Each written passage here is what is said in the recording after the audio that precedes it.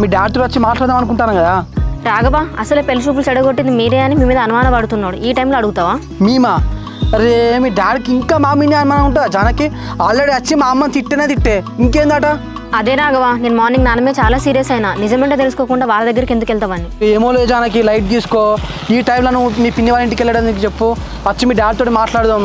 అబ్బా రాఘవ, నాకు ఇంట్లో ఉంటే మైండ్ అస్సలు బాగాలేదు. అట్లా పిన్ని వాళ్ళ ఇంటికి ఒక వారం పోయిన అనుకో, కొంచెం మైండ్ రిలాక్స్ అవుతా కదా. అట్లాగా జానకి, ఈ 1 వీక్లో మీ అయ్య ఇంకో సంబంధం తీసుకొచ్చిన అనుకో, అప్పుడేం చెప్తావు? నేను ఆల్రెడీ మా నాన్నకి చెప్పినా రాఘవ, అయినా నాన్న ఇంటలేడు. అందుకే నేను పిన్ని వాళ్ళ ఇంటికి వెళ్తా అని చెప్తుంది. ఇక ఏమో నేను నీ ఇష్టమే, నీకు నచ్చింది చేసుకో. నీ నా మైండే పని చేస్తలేదు మీరు కాబట్టి. నువ్వేం టెన్షన్ పడకు రాఘవ, అట్లా మా పిన్ని వాళ్ళ ఇంటికి వెళ్ళిన అనుకో, నీతో ప్రశాంతంగా కాల్ అయినా మాట్లాడవచ్చు. ఇంకా ఈ ఫోన్లు మాట్లాడు, మెసేజ్ చేసుకుని ఇవన్నీ కాదు జానకి, అవన్నీ పక్కన పెట్టు. ఇప్పుడు శంకర్ గారు కూడా మనతోటి కలిసిండు కదా, అందరం కలిసి వచ్చి మీ డాడీతో మాట్లాడితే బాగుంటుంది కదా. ఇప్పుడు వద్దంటే వినవింది రాఘవ, ఇప్పుడు అన్ని అనుమానాలు నీ మీదే ఉన్నాయి నాన్నకి.